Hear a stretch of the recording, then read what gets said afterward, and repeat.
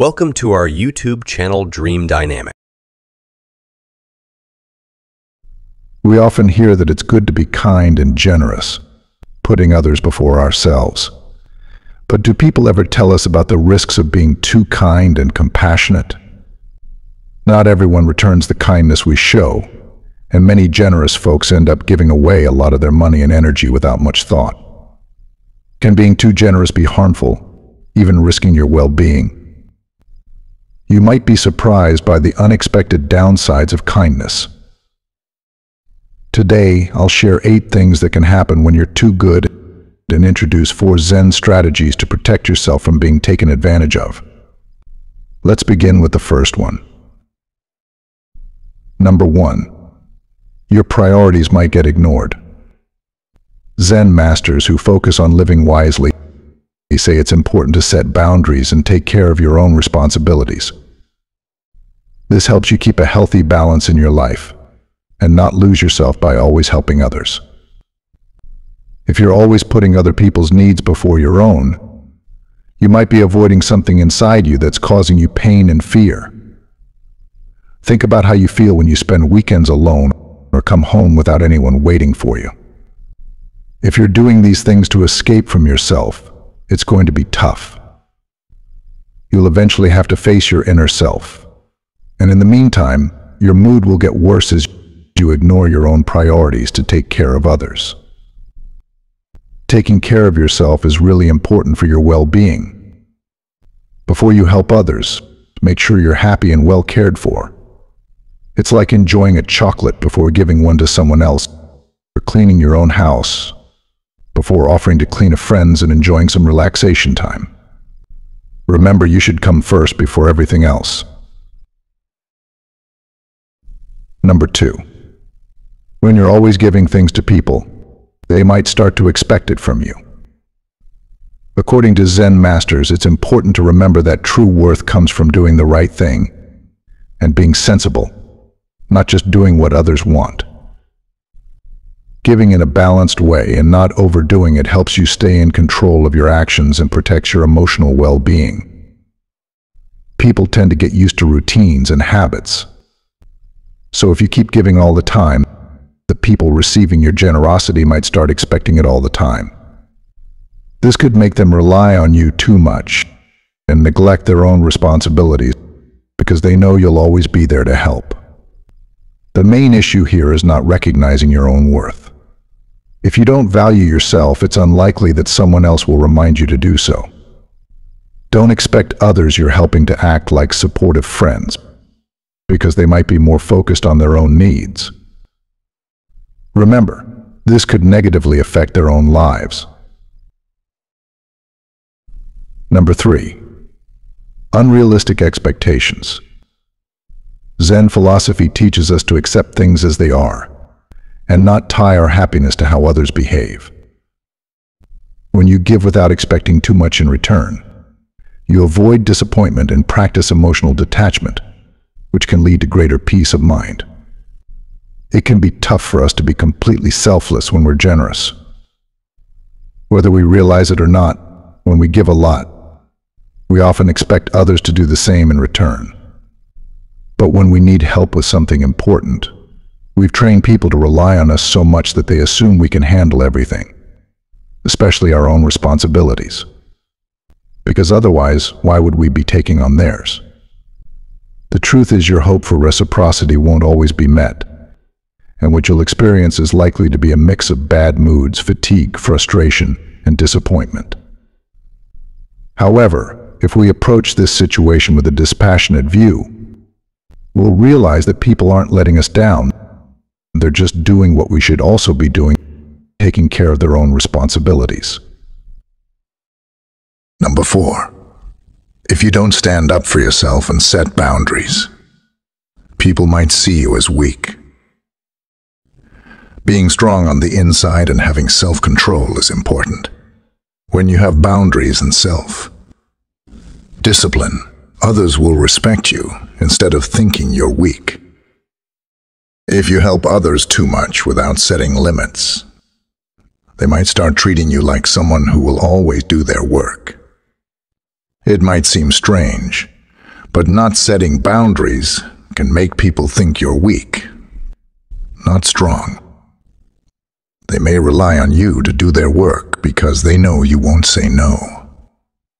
However, once you start using the word no and setting limits, they will begin to respect you in a way they hadn't before. Number 5. You'll meet many people who only approach you when they want something. Zen philosophy teaches us to value our ability to make thoughtful choices and use wisdom. By being selective in helping others through self-control and clear thinking, we can tell genuine people from those looking to take advantage of us. This helps us avoid wasting our time and energy on unproductive situations. Suddenly, those who used to consider you a good friend may start excluding you from fun activities and only reach out when they need something. If we look at it practically, it's not surprising because people usually don't invite colleagues or collaborators to social gatherings. However, just because it's logical doesn't mean it's fair. Therefore, it's essential to learn strategies to prevent people from using you, which I'll share with you later. Number 6. You'll mainly attract individuals who are in need, but not those who are willing to give. Through Zen discernment, we can nurture genuine and mutually beneficial relationships. The people who come into our lives are drawn by the energy we emit. When our energy is low, we attract negative, pessimistic individuals with negative intentions. Conversely, when our energy is high, we attract people who radiate positivity, generosity, enthusiasm, hard work, and joy. That's why when we give without thinking, we use up a lot of our energy, and we end up feeling drained. This low energy makes needy people, and even opportunists who only want to take advantage of us without any intention of giving back, gravitate towards us. They just want to use us and then disappear without even saying thank you. Number 7. You might end up developing an addiction. Zen philosophy values moderation and self-control. Practicing self-discipline in your generosity helps you avoid getting trapped in addictive behaviors and allows you to maintain a healthy relationship with your actions and choices. When we face scarcity in our lives, our needs can grow, making it easier to fall into addiction.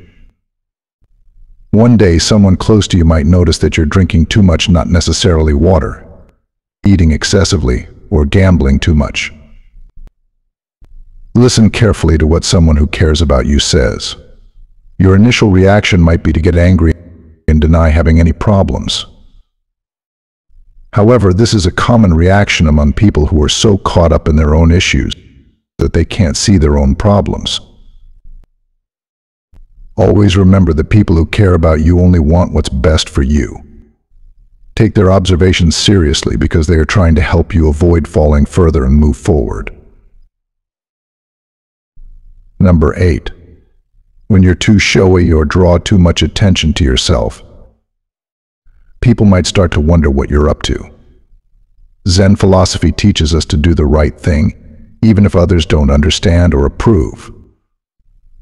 By staying true to our values and principles, we create a strong reputation that can't easily be questioned or doubted. In this world, truly kind people are rare. So if you are genuinely kind, others might not trust your kindness. They may start to wonder if you have hidden motives or secrets. This means that when people don't fully trust your kindness, it's not always because they're being overly suspicious. Sometimes it's just a cautious approach to protect themselves from potentially harmful intentions.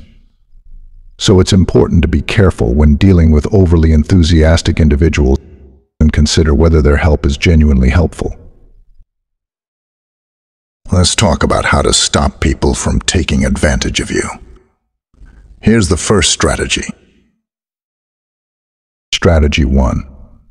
Pay attention to your feelings. Your emotions are like messages trying to tell you something important. Imagine you're like a Zen master, understanding yourself deeply.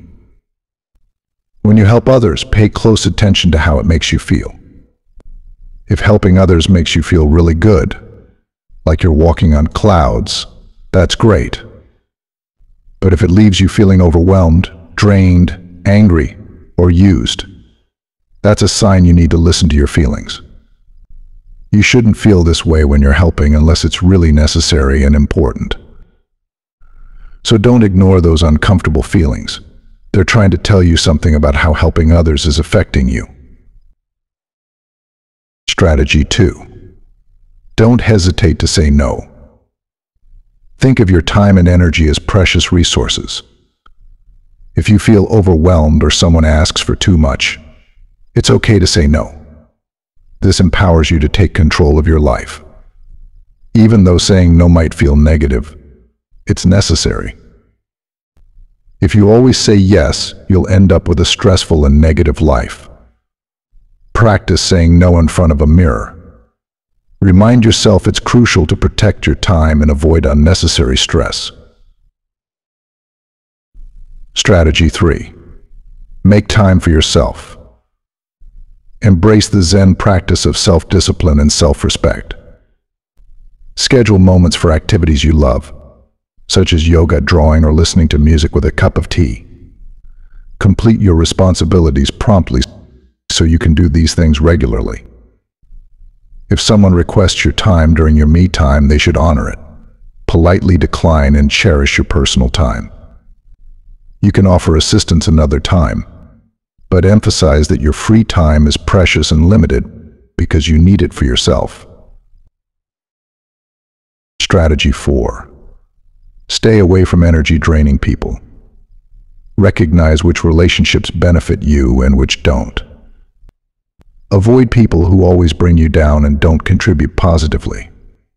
Trying to help them won't work, they just want to complain, not solve problems. In life, balance is key. Don't give too little or too much.